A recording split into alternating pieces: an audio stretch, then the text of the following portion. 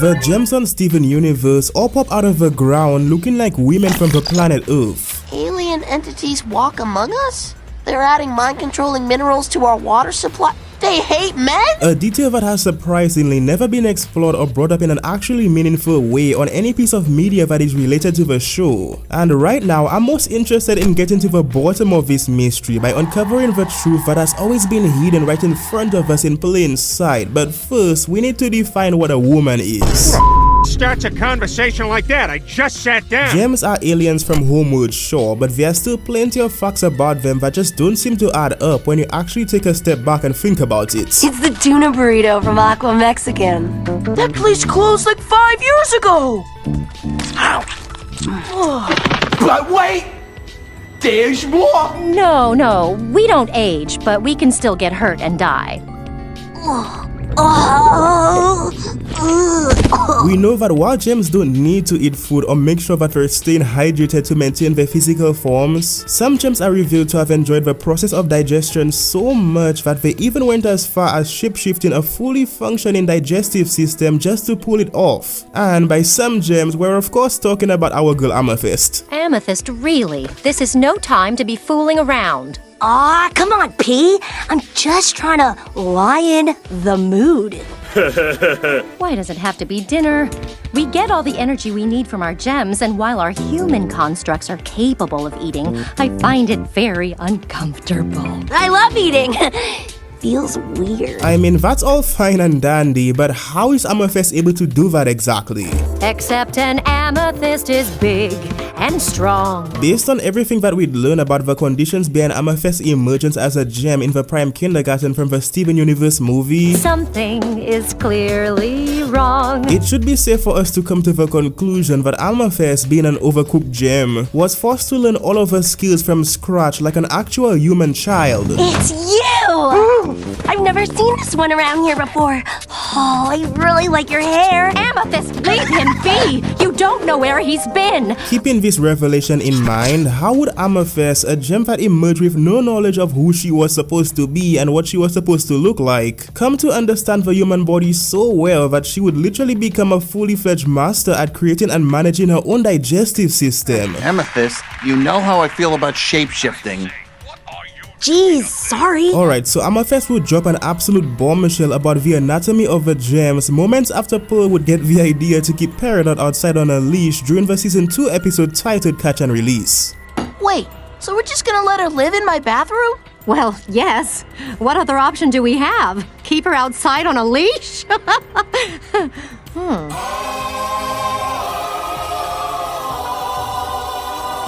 Just go in the ocean, bro.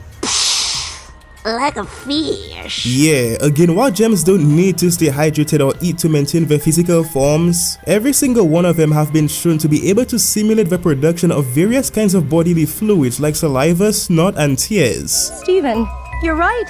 How can I be so blind? I'm sorry. I also apologize for Pearl. But all of that is basically nothing when compared to the fact that Pink Diamond, a gem who spent the vast majority of her life on Homeworld, was able to have an actual human son with our boy Greg.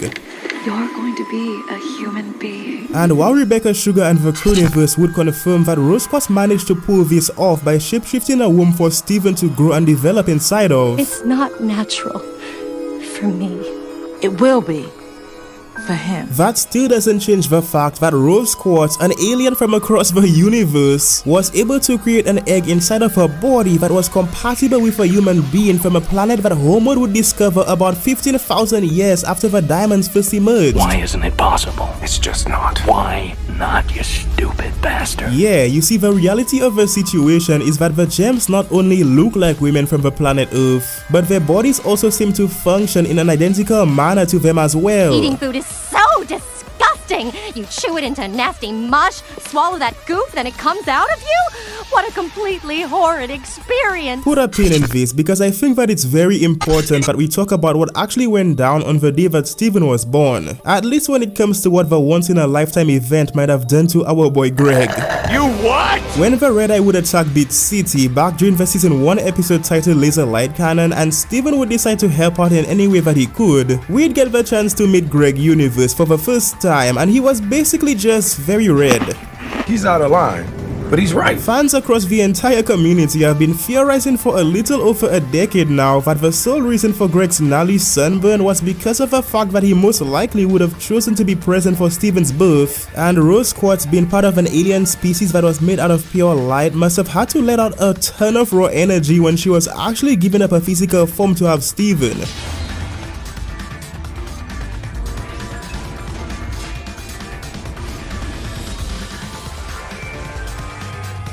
And I mean, this seems to make a ton of sense, right? Because it's clear that Greg didn't have a sunburn during any of his many flashbacks with Rose that took place before our boy Steven was born, like in Story for Steven. His gimmick is space. No! You were mine! We Need to Talk. These last few months have been great. Oh, yes. What do you mean by that? And even that one flashback that should have taken place days, hours, or possibly even moments before Steven would be born, being the flashback that were shown during the season 1 episode titled Lion Free Straight to Video.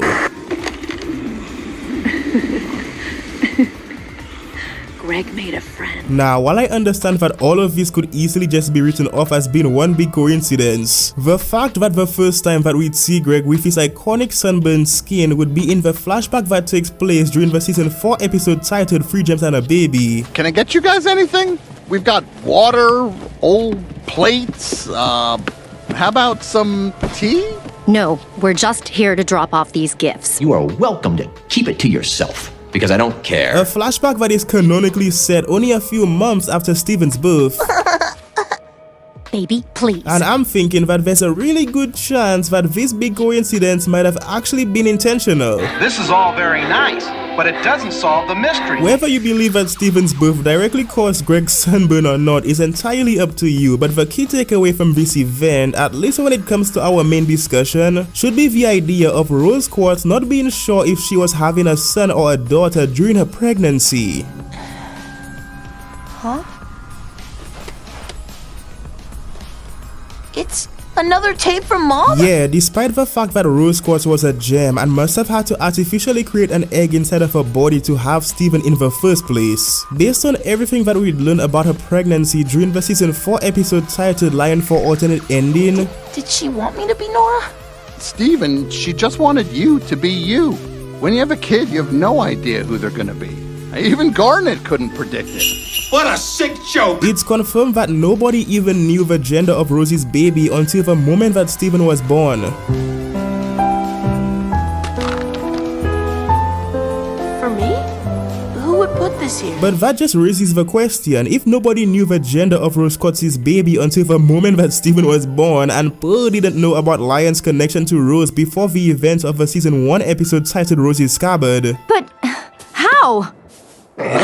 Then who was the one that placed Steven's tape inside of Lion's mane and tossed Nora's tape in the middle of the desert?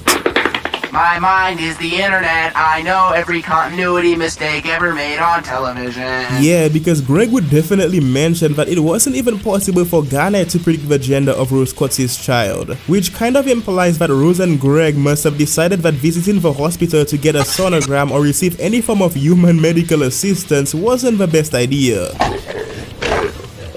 Come on, Lion. I need you to focus here. No!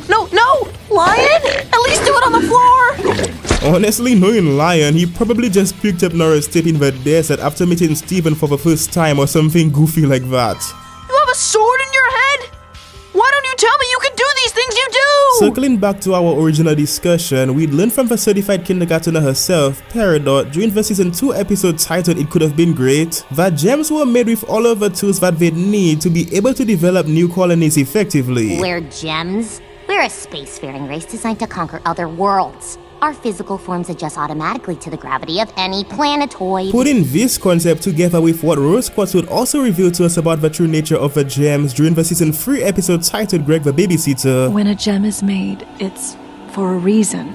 They burst out of the ground already knowing what they're supposed to be. Being the fact that all gems were made for some kind of purpose, and I'm thinking that the reason for why every gem is designed to pop out of the ground as a female must be because the female gender in particular is essential for the Gem Empire to expand their reach and accomplish their true goal. You're not my mom. I'm not? The craziest part about all of this is that I'm actually convinced that none of the gems, and I mean not even the diamonds themselves, remember the reason for why they were created in the first place. From a thin flake of mica to the deepest, hardest stone, we all must make sacrifices for the sake of our perfect empire. Rebecca Sugar and the Croniverse would confirm many details surrounding the origin of the gems with the release of their 2 special behind-the-scenes art books, while also redacting a decent amount of information, which is definitely interesting in itself. But not only is it confirmed that the diamonds would first emerge only 20,000 years ago, but we'd also learned that the pressure that erupted from the emergence of the diamonds was so massive that this singular event would literally cause Homeworld to split in half. What? Every gem was supposed to pop out of the ground with a full understanding of what they were supposed to do and who they were supposed to be, but based on Stephen and the Crystal Gems' interaction with White Diamond during Change Your Mind. Yellow, blue.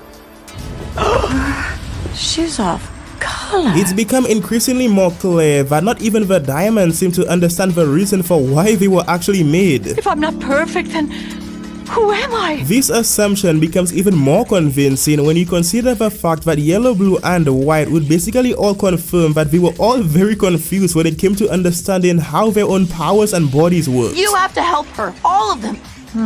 Very well. I can try, but I make no promises. I mean, none of the diamonds knew that they were capable of corrupting their own kind before it happened by accident at the end of the Gem War. Oh, stars.